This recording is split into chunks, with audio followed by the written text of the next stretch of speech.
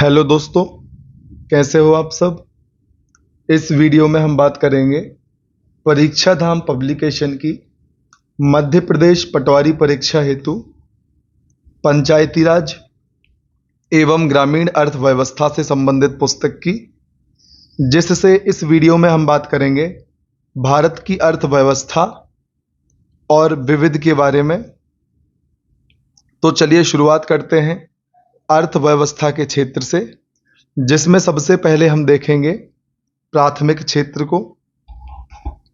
दोस्तों, प्राथमिक क्षेत्र का संबंध भूमि, जल, वनस्पति और खनिज जैसे प्राकृतिक संसाधनों से होता है, जैसे पशुपालन, कृषि, मत्स्य पालन, वन उत्पाद, खनन आदि गतिविधियां प्राथमिक क्षेत्र के अंतर्गत आती हैं।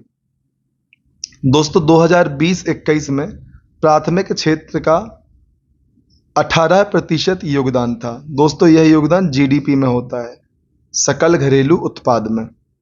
अब हम बात करते हैं द्वितीयक क्षेत्र की। दोस्तों, द्वितीयक क्षेत्र प्राथमिक क्षेत्र पर निर्भर होता है। द्वितीयक क्षेत्र में 3 प्रकार के क्षेत्र सम्मिलित किए जाते हैं, जिसमें शामिल है विनिर्माण उद्योग, लघु एवं कुटीर उद्योग व खनिज उद्योग। दोस्तों, 2020-21 में द्वितीयक क्षेत्र का योगदान 27% है। यहाँ पर प्राथमिक क्षेत्र लिख दिया गया है गलती से। अब हम बात करते हैं तृतीयक क्षेत्र की। दोस्तों, यह क्षेत्र सेवा संबंधी गतिविधियों से जुड़ा होता है। इसमें परिवहन, संचार, व्यापार आदि से संबंधित गतिविधियों को शामिल किया जाता है। 2020-21 में तृतीयक क्षेत्र का योगदान 55% है। अब हम चर्चा करते हैं महत्वपूर्ण समितियों की। दोस्तों, इस टेबल में एक तरफ समिति एवं दूसरी तरफ उसका कार्य क्षेत्र दिया हुआ है। हमें इन समितियों को आवश्यक रूप से अपने एग्जाम के लिए ध्यान रखना है। सबसे पहले हम बात करेंगे तेंदुलकर समिति की। इसका कार्य क्षेत्र गरीबी रेखा का निर्धारण करने से संबंधित था। इसके बाद हम चर्चा करते हैं BM व्यास समिति। यह कृषि एवं ग्रामीण शाख विस्तार हेतु थी। फिर अशोक दलवाई समिति, किसानों की आय दोगुना करने हेतु। धर्म नारायण समिति, फसल बीमा हेतु। लाहिड़ी समिति, खाद्य तेल की कीमत निर्धारण हेतु। शिवरमन कमेटी, नाबार्ड की स्थापना हेतु। राजा चलैया समिति, कर सुधार हेतु। भूरेलाल समिति, मोटर वाहन करों में वृद्धि हेतु। सुखमय चक्रवर्ती समिति, राजकोषीय घाटे से संबंधित। YV रेड्डी समिति, आय करों में छूटों से समीक्षा हेतु। LK झा समिति, अप्रत्यक्ष कर से संबंधित थी। बांचू समिति, प्रत्यक्ष कर से संबंधित थी। केलकर समिति, प्रत्यक्ष एवं अप्रत्यक्ष कर से संबंधित थी। रंगराजन समिति, दोस्तों यह समिति बैंकिंग सुधार एवं वित्तीय समावेशन से संबंधित थी। नरसिंहमन समिति, यह बैंकिंग संरचना सुधार से संबंधित थी। मालेगाम समिति, इसका संबंध सूक्ष्म वित्त संस्था सुधार से था। दोस्तों, अब हम चर्चा करते हैं भारत में विकास बैंक की, जिसमें सबसे पहले हम देखेंगे IFCI अर्थात भारतीय औद्योगिक वित्त निगम। दोस्तों, इसकी स्थापना 1948 में हुई थी। अब हम देखते हैं IDBI को अर्थात भारतीय औद्योगिक विकास बैंक। इसकी स्थापना 1964 में हुई। SIDBI भारतीय लघु उद्योग विकास बैंक, जिसकी स्थापना 1990 में हुई एवं यह लघु स्तरीय उद्योगों को वित्त प्रदान करता है। फिर हम देखेंगे नाबार्ड को, राष्ट्रीय कृषि और ग्रामीण विकास बैंक, जिसकी स्थापना जुलाई 1982 में हुई थी। यह भारत के कृषि क्षेत्र में वित्त प्रदान करने वाली सर्वोच्च संस्था है। दोस्तों, यहाँ पर आपको इन बैंकों के फुल फॉर्म या पूरे नाम भी याद रखने हैं। अब हम चर्चा करते हैं एग्जिम बैंक।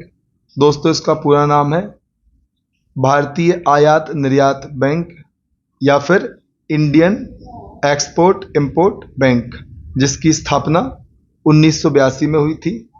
यह बैंक आयातकों व निर्यातकों को वित्तीय सहायता प्रदान करता है। अब हम चर्चा करते हैं क्षेत्रीय ग्रामीण बैंकों की। दोस्तों, नरसंहमन समिति की सिफारिश पर 20 अक्टूबर 1975 को भारत में क्षेत्रीय ग्रामीण बैंक की स्थापना की गई। तो दोस्तों, यहाँ पर प्रश्न बन सकता है कि किस समिति की सिफारिश पर क्षेत्रीय ग्रामीण बैंक अर्थात आरआरबी रीजनल रूरल बैंक की स्थापना की गई। तो दोस्तों, इसका आंसर होगा नरसंहमन समिति की सिफारिश पर। एवं किस वर्ष में की गई थी? तो 1975 में। कब की गई थी? 20 अक्टूबर को। अब हम चर्चा करते हैं सहकारी बैंक की, कोऑपरेटिव बैंक। दोस्तों, सहकारी गतिविधियों को बढ़ावा देने के लिए 1949 में आरबीआई एक्ट के तहत इनकी स्थापना की गई थी। दोस्तों, यहाँ प्रश्न बन सकता है किस एक्ट के तहत सहकारी बैंकों की स्थापना की गई? आपको आंसर करना होगा आरबीआई एक्ट। अब हम देखेंगे भूमि विकास बैंक को। दोस्तों, भूमि को गिरवी रखकर किसानों को दीर्घकालीन ऋण उपलब्ध करवाती है। अब हम देखते हैं नाबार्ड के बारे में विस्तार से। दोस्तों, नाबार्ड का पूरा नाम है राष्ट्रीय कृषि एवं ग्रामीण विकास bank, National Bank for Agriculture and Rural Development. आपको फुल फॉर्म भी याद रखना है, आपके एग्जाम में पूछा जा सकता है। दोस्तों, नाबार्ड की स्थापना 12 जुलाई 1982 को हुई थी एवं इसकी स्थापना के लिए शिवरामन समिति ने सिफारिश की थी। आपके एग्जाम में प्रश्न बन सकता है शिवरामन समिति का संबंध किससे है? तो आपको आंसर देना होगा नाबार्ड। अब हम बात करते हैं नाबार्ड का मुख्यालय जो कि मुंबई में स्थित है। नाबार्ड के वर्तमान अध्यक्ष हैं GR चिंतला। दोस्तों, नाबार्ड में सरकार और आरबीआई की हिस्सेदारी क्रमशः 99.60% और 0.40% है। अब हम चर्चा करते हैं आगे के बिंदुओं की। दोस्तों, नाबार्ड वाणिज्यिक बैंक, ग्रामीण बैंक एवं सहकारी बैंक को ऋण प्रदान करता है। तो दोस्तों, नाबार्ड वाणिज्यिक बैंकों को भी ऋण प्रदान करता है, ग्रामीण बैंकों को भी ऋण प्रदान करता है जिनकी बात हमने पहले करी थी, जिनको हम आरआरबीज कहते हैं, एवं कोऑपरेटिव बैंक को भी नाबार्ड के द्वारा ऋण प्रदान किया जाता है। तो यदि आपको प्रश्न आता है एग्जाम में कि निम्न में से किसको नाबार्ड ऋण प्रदान कर सकता है, यदि तीनों ऑप्शन है तो उपरोक्त सभी आंसर होगा, अन्यथा आप इनमें से एक ऑप्शन टिक करके आंसर को सही कर सकते हैं। दोस्तों, नाबार्ड किसानों को सीधे ऋण प्रदान नहीं करता। नाबार्ड 3 प्रकार के लोन प्रदान करता है, दीर्घकालीन, मध्यकालीन एवं अल्पकालीन। तो सबसे पहले हम बात करेंगे दीर्घकालीन ऋण की। दोस्तों, इसकी अवधि 7 से 25 वर्ष की होती है एवं इसमें वाणिज्यिक एवं क्षेत्रीय ग्रामीण बैंकों को ऋण प्रदान करता है। यदि हम बात करें मध्यकालीन अवधि की तो इसमें यह 18 माह से लेकर 7 वर्ष तक की अवधि के लिए ऋण प्रदान करता है एवं इस अवधि में यह क्षेत्रीय ग्रामीण बैंक एवं सहकारी बैंकों के लिए ऋण प्रदान करता है। अल्पकालीन ऋण की यदि हम बात करें तो यह ऋण 18 माह की अवधि से कम के लिए दिया जाता है एवं केवल सहकारी बैंकों के लिए अल्पकालीन ऋण प्रदान किया जाता है। अब हम चर्चा करते हैं सहकारी बैंकों की। दोस्तों, सहकारी bank no profit no loss के सिद्धांत पर कार्य करती हैं। सहकारी बैंक आरबीआई द्वारा संचालित व नियमित होती हैं। दोस्तों, प्रश्न बन सकता है कि सहकारी बैंकों का संचालन कौन करता है? ऑप्शंस हो सकते हैं नाबार्ड, आरआरबी, आरबीआई, इनमें से कोई नहीं, तो आपको आरबीआई वाले ऑप्शन को टिक करना है। दोस्तों, सहकारी बैंकों को आरबीआई व नाबार्ड द्वारा फंड प्राप्त होता है।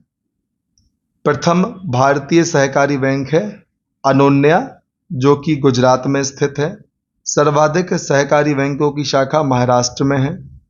सहकारी बैंक कृषि, कमजोर वर्ग और शिक्षा क्षेत्र में ऋण उपलब्ध करवाती है। दोस्तों, यह सर्वाधिक ऋण कृषि क्षेत्र में उपलब्ध करवाती है जो कुल ऋण उपलब्ध करवाने का 60% है। दोस्तों, सहकारी बैंक में त्रिस्तरीय संरचना राज्य स्तर, जिला स्तर एवं ग्राम स्तर पर होती है।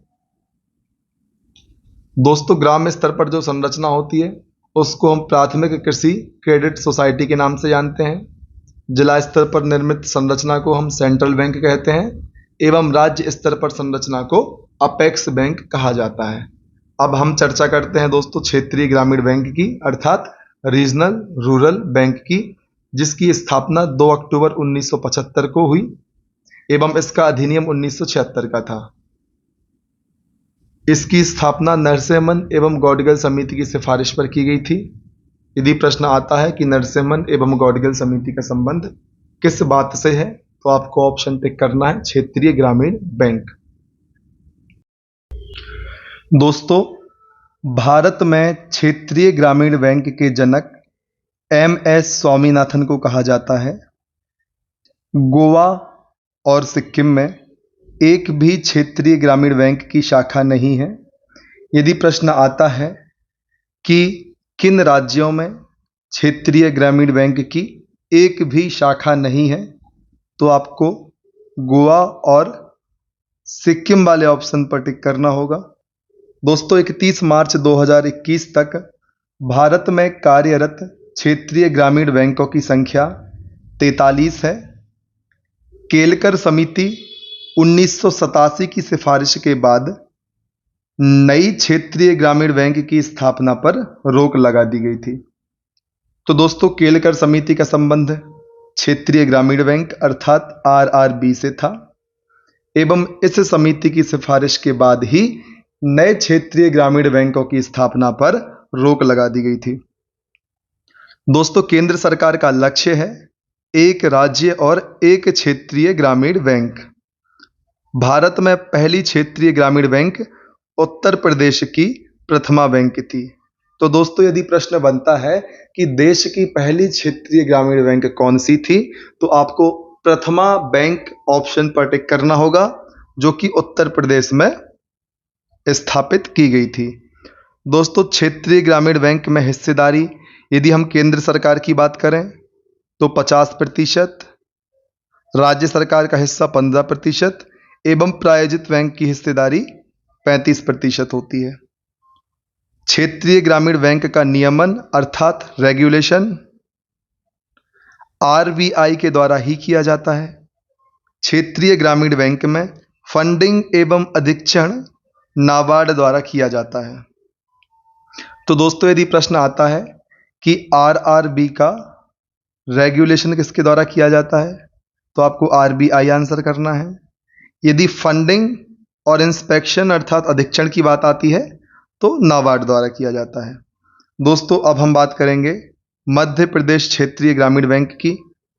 क्षेत्रीय ग्रामीण बैंकों को भारत के विभिन्न राज्यों में क्षेत्रीय स्तर पर संचालित वाणिज्यिक बैंकों को शामिल किया जाता है। दोस्तों, नर्मदा झाबुआ ग्रामीण बैंक और सेंट्रल मध्य प्रदेश ग्रामीण बैंक अब मध्य प्रदेश ग्रामीण बैंक के तौर पर कार्य करती हैं। वर्तमान में मध्य प्रदेश में 2 क्षेत्रीय ग्रामीण बैंक हैं, जो इस प्रकार हैं। पहला मध्य प्रदेश ग्रामीण बैंक, दूसरा मध्यांचल ग्रामीण बैंक। दोस्तों, यहाँ पर आपके लिए मोटिवेशन के लिए कुछ लाइनें दी गई हैं, आप इनको देख सकते हैं। अब हम चर्चा करते हैं पटवारी परीक्षा हेतु उपयोगी सन की। एक तरफ संस्था, योजना या मिशन दिए हुए हैं एवं दूसरी तरफ उनसे संबंधित सन के बारे में कॉलम बना हुआ है। तो चलिए शुरुआत करते हैं भूदान आंदोलन से, जो 1951 से संबंधित है।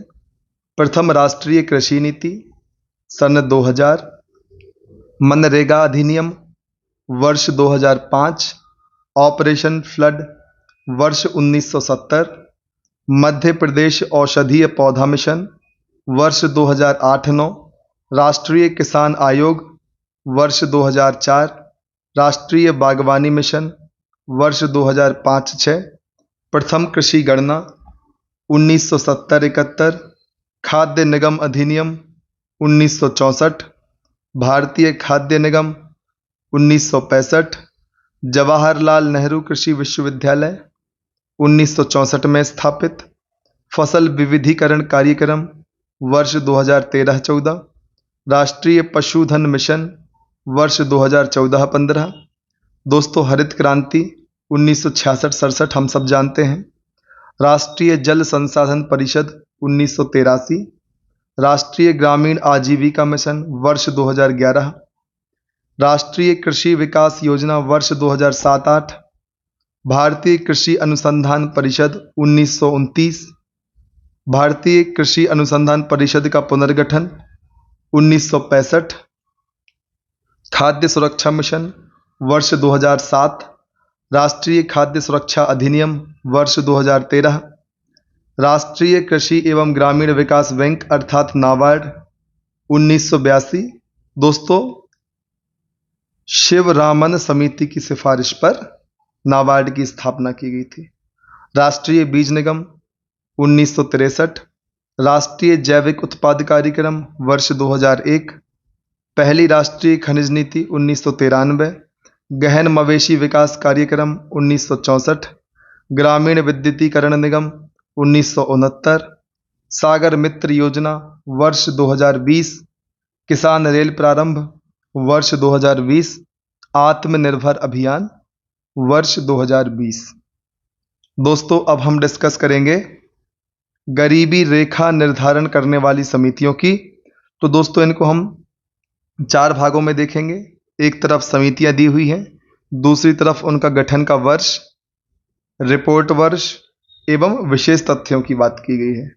तो हम शुरुआत करते हैं वाई के अलग समिति से, जिसका गठन 1979 में हुआ था।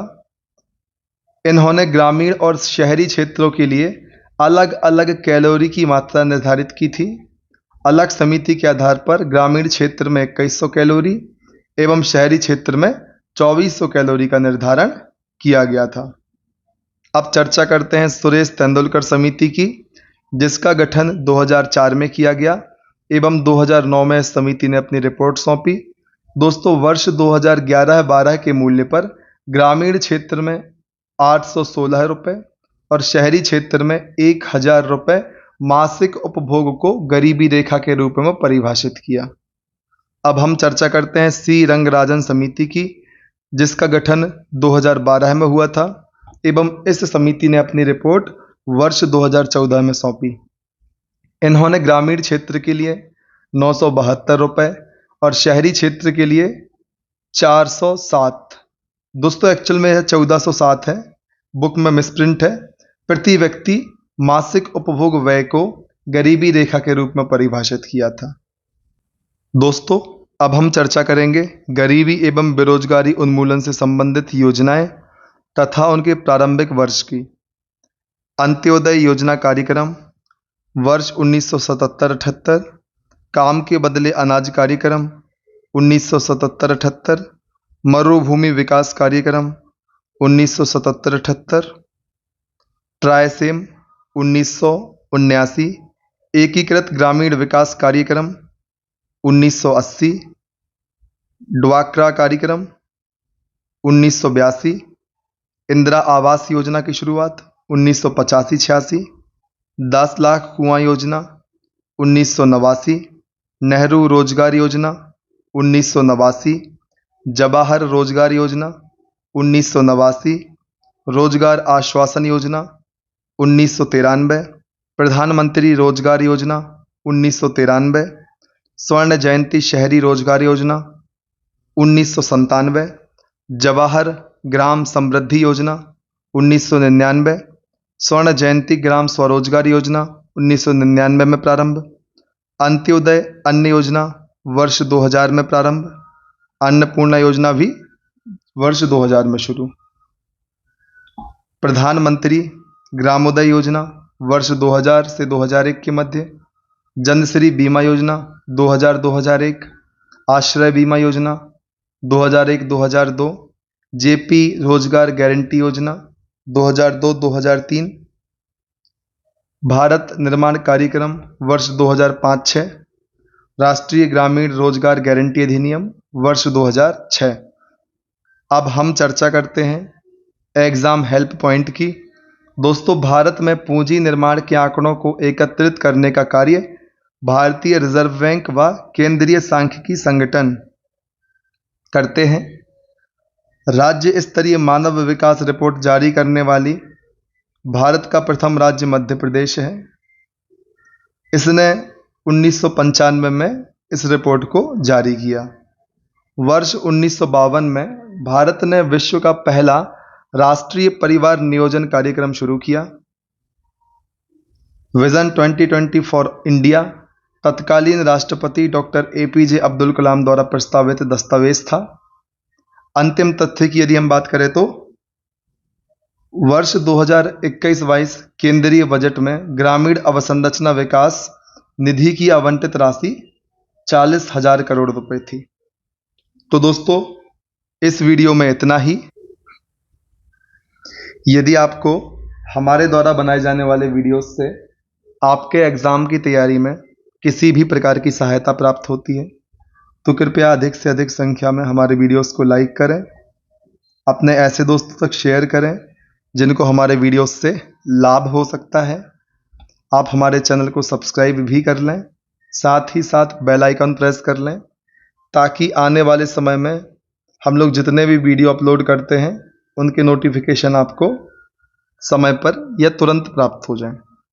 दोस्तों, डिस्क्रिप्शन बॉक्स में हम अपने टेलीग्राम एवं इंस्टाग्राम की लिंक आपको प्रोवाइड करते हैं। आप चाहें तो हमारे उन प्लेटफॉर्म से जुड़कर उनका भी लाभ ले सकते हैं। तो दोस्तों, लगातार हमसे जुड़े रहिए, आगे बढ़ते रहिए, पढ़ाई करते रहिए। तब तक मत रुकिए जब तक कि आपको आपकी मंजिल प्राप्त नहीं हो जाती। धन्यवाद।